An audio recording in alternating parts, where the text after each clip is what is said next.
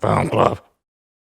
Surprise, motherfucker. Surprise, motherfucker. Thank you very much for joining this episode of Film Club. I'm one, your host, Andy Harrison. To my right, as always, it's Andy Dalton. Hello. Every single week in Film Club, we invite you along to watch a film with us. We dive into some of cinema's best before coming back here to talk it out. Andy, this week, we took a look at Zelig. Which I'm just checking now. I think that's my first Woody Allen film. I'm pretty positive that's my first. So what is Zelig all about? It's about a bloke called Zelig, who starts off with these guys seeing this man who's many different personalities, many different looks and everything like that. It turns out it's a guy called Zelig, and he is, by the doctors have said, he's actually a reptile. He's a chameleon. Do you know what this reminds me of? So, complete sidetrack. I'm sorry, you guys at home probably haven't seen this. The animation that was about like the boy being a cat. Good point. Great. We'll link it up. Yes, I think we'll start. Anyway, Zelig, and it's about them trying to decipher why this guy can change his looks at will, especially to those around him.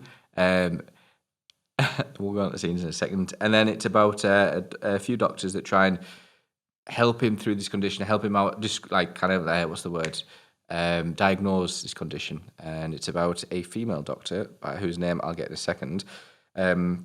And she kind of like does a few things to get him through it, and I love that interview bit. And he like kind of becomes himself. He doesn't copy those others anymore. He becomes his own man, and it's about a story of them actually realizing what he wants in life, what they want in life, which is each other. And then there's a little controversy at the end where it's actually, well, my all these different personalities, I actually married so and so, I had kids with so and so, like this. And then he gets lost for a while and comes back and drives his plane upside down for a world record. Woody Allen, comedy.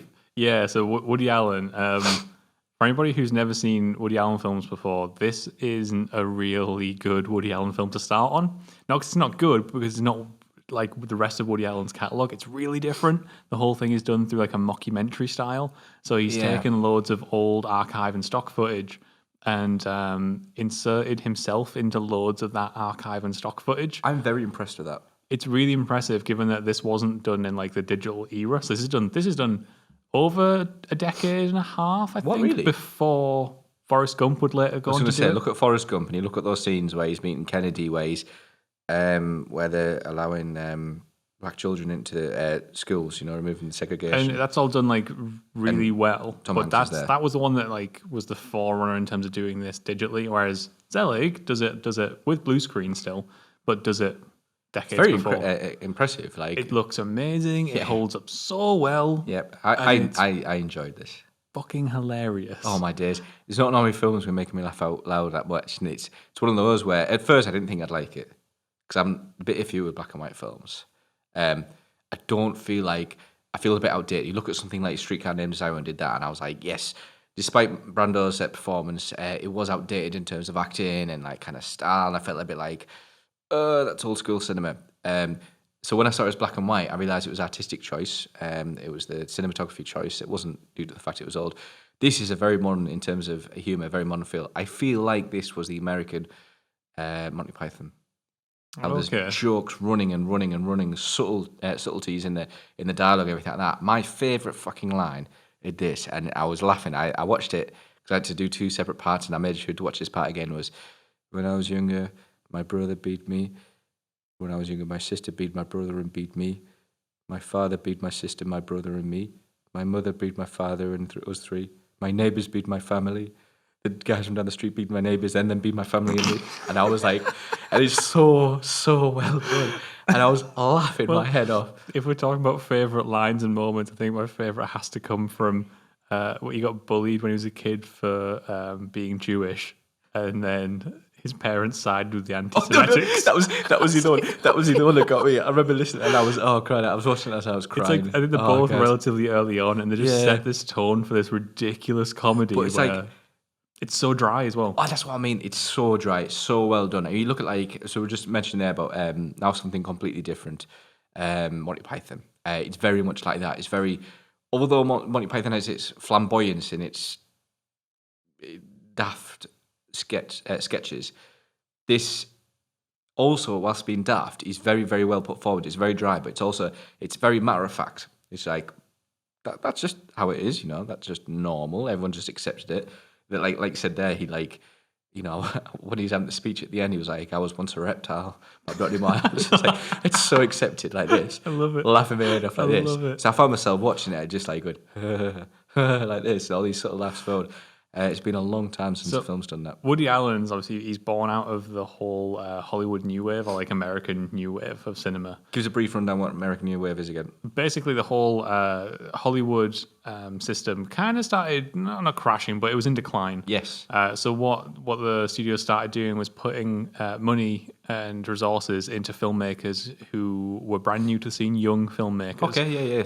So almost revamped Hollywood. Yeah, and the idea was they were encouraging experimentation for the first time in a long time. Cool. So this meant not instead of greenlighting,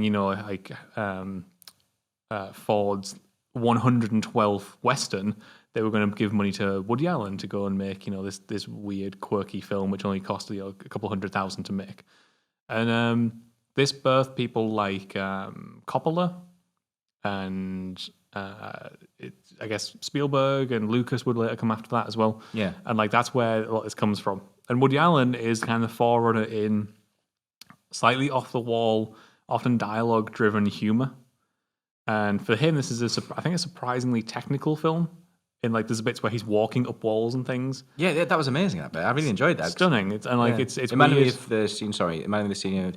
2001: Space Odyssey, where they walk around. Yeah, and it's one of his core characteristics, and I think it will make some of the best Woody Allen films, is when he's in the lead role. Yeah. I think he's such... Is he... All right, I was going to ask, is he... Again, sorry for interrupting. Is it normal for him to appear in his own films? Yes. Oh, because he looked like a natural. Yeah. He is absolutely one of my favourite writer-director performers. Somebody who writes the script, directs it, and also performs in the lead role. In later years, he often puts himself a little bit off to the side. Cool. And maybe he'll be support character. In some films, he's not there at all. Yeah. But my favourite Woody Allen films are always him in the lead role. He understands his own dialogue, he understands his own delivery, he understands his own quirky nature. I suppose, what better way can you do it to represent it yourself? Now, one thing I think we do have to address, unfortunately, we're doing this in 2019, which means that you kind of can't do a Woody Allen film anymore without addressing the issue of Woody Allen. Do you know about the whole controversy around him? So unfortunately, many years ago, Woody Allen, he had a divorce from his wife. Yeah. Dylan Farrow, who is actually the doctor in this. And she went on this crusade. Mia Farrow, because there was an issue with his adopted daughter where he was being accused of... This is Dylan Farrow's adopted daughter. He was being accused... Mia Farrow. No. So Mia Farrow is the wife. Correct? Yeah. And then Dylan Farrow is her daughter. Oh. And then Alan would later go on to adopt her. And he was accused of sexual assault. Jesus. And then later went on to have a relationship and stuff. With his daughter? With his adopted daughter? Yeah. So wow. The problem here being... I wish I didn't know that. Well, the problem here being he's accused... He goes to court and is found innocent. Oh, yeah, but there's that stigma behind him now. Exactly. And now, right, okay, fair enough. Dylan Farrow in 2019 has been trying to drug this back up in the light of the Me Too movement. So are we still is everyone clueless about it? Everyone's a little bit up. Well, no. Okay. The masses are kind of swarming on him at the moment, being he clearly did it. Even though the guy I don't know any of this. Even though the guy, to be fair, to his credit, was acquitted in court. He's innocent as far as the courts are concerned. People are now kind of jumping on him, again, just because she's bringing it back up. The truth, unfortunately, nobody knows. Literally nobody knows. And it's one of those things where if I could put myself as a fly on the wall anywhere in the cinematic world at any point, it would be to clear up this mess. Yeah. Because it's really unfortunate because he's a very talented filmmaker. Yeah. But unfortunately, this shadow, especially with her being in the film, hangs over it a lot now. That's weird. That's really weird that comes to play. Did Isn't not it? realise that because I thought they had on set great chemistry. Really thoroughly enjoyed that. Yep. Well, they were married. So so they actually married at that time. I'm pretty sure at that time they were married. So Mia Farrow, right, is the wife in this film. I thought she was fantastic. Yeah, they both do their roles impeccably well. Yeah, yeah. So anyway, back down to just the film. Sorry, yeah. Shave off the politics. Controversy, but yeah. So my first Woody Allen film. None of these other films are like that at all. This is very off the cuff sort of Yep. mockumentary. Tell you what it did remind me of, very much so, and this is one of the things I really liked about it. Again, that kind of is. Well, actually, this one's not American. What We Do in the Shadows. I was thinking that, yeah. So New Zealand, but it's very nearly every line or every other line is a joke, a subtle one. When they're on Facebook, and you go, "Hey, this poker like that." I need to watch that again. To be fair, It's a great film, and you can see how that would be influenced by films like heavily. this. I was going to say heavily influenced by this Hunt for the Wilder People as well, of course. Like so, Taika Waititi probably by this this film, and I think so. Like I said at the start, I wasn't going to enjoy it, but I think I came to the end, and I said to him this, and I want to watch more Woody Allen now. I think for me, so if I could pull one issue with this film, sorry, go on. Yeah. No. Well, I was just going to say one thing I did thoroughly enjoy, and I'm glad I mentioned it before I forgot, is the music's exceptional. The music phenomenal. Oh, yeah. He's done so well to bring music from that era back in there. But my God, he's incorporated songs, whether it was written or whether he's augmented it slightly to include it about Zelig. There's one song that references Zelig quite often. There's one that goes about doing the chameleon. They all start dancing the chameleon. So funny, the chameleon. It's fucking brilliant because it immerses you so much into it, and you're almost like doing the chameleon yourself. And you almost it becomes a believable world. It's as well. so authentic. He kind of paints this idea of what it would be like if He makes you this believe guy, Zelig's real. if this guy was real, and like how would it perforate the pop culture? Yeah. Brilliant, absolutely fantastically well done. And the other thing, like, is, I mean, this is what 83. He's done so well to kind of get that feel. I don't know if it was the sound recorded at the time, that's how it was, but I think the 80s, the audio is a lot better than it was, and he's getting radio, like, kind of, it sounds like the radio and like that proper like distorted voice and stuff like that, and it sounds again authentic and and like that carries over to sort of the way the filming techniques as well. Yeah, because obviously they were using so much archive footage. What they would do is like frequently they'd frequently go and hunt down the exact same equipment that they were using on the archive footage in order to try and replicate their footage when they were shooting that stuff. That's genius. Great. So if I could have one little gripe with this film, I think the pacing's off. We talk about good pacing quite a lot in this show. Yep. And I think here it does sometimes feel like a one-note joke that goes on a little bit long, which is surprising when the film is so short. 75 minutes, and to me it does still feel a little long in the tooth. Interesting.